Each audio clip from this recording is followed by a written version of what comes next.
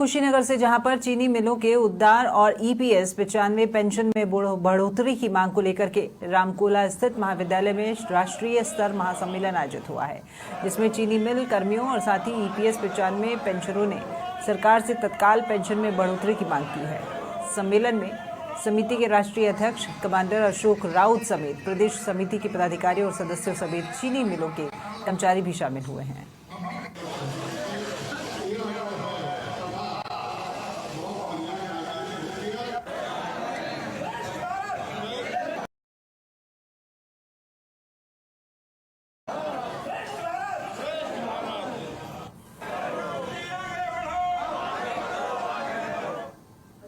कुशीनगर में भगवान बुद्ध के महानिर्वाण स्थल पे आए हैं। यहाँ पर चीनी मिलों की संख्या बहुत ज़्यादा है और इसीलिए चीनी मजदूर जो काम करके आज रिटायर हो चुके हैं और जो कार्यरत है, उनकी समस्याओं को समझने के लिए एनएसी के या नेशनल एजुकेशन कमेटी राष्ट्रीय संघर्ष समिति की ओर से हम लोग यहाँ पे आए थे। बड़ा सम्मेलन हुआ और इसमें हमने जो हमारा संघर्ष पूरे देश में चल रहा है पिछले 10 सालों से, उसी के बारे में हमारी जो मांगे हैं 7,500 महंगाई भत्ता, उसके बाद आरोग्य सुविधाएं कामगारों को 58 साल की उम्र के बाद मिलनी चाहिए। इसके बारे में हमने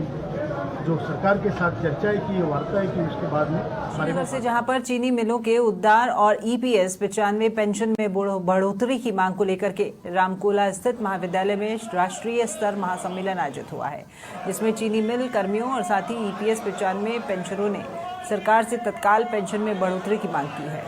सम्मेलन में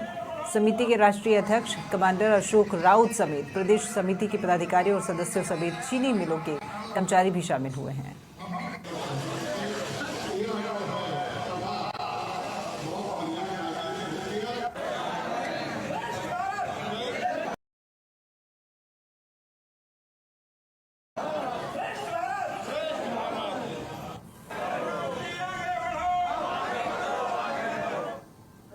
कुशीनगर में भगवान बुद्ध के महानिर्वाण स्थल पे आए हैं। यहाँ पर चीनी मिलों की संख्या बहुत ज़्यादा है और इसीलिए चीनी मजदूर जो काम करके आज रिटायर हो चुके हैं और जो कार्यरत है, उनकी समस्याओं को समझने के लिए एनएसी के या नेशनल एजुकेशन कमेटी राष्ट्रीय संघर्ष समिति की ओर से हम लोग यहाँ पे आए थे। बड़ा सम्मेलन हुआ और इसमें हमने जो हमारा संघर्ष पूरे देश में चल रहा है पिछले 10 सालों से, उसी के बारे में हमारी जो मांगे हैं 7,500 महंगाई भत्ता, उसके बाद आरोग्य सुविधाएं कामगारों को 58 साल की उम्र के बाद मिलनी चाहिए। इसके बारे में हमने जो सरकार के साथ चर्चाएं की, वार्ताएं की, उसके बाद में बारे में बात की।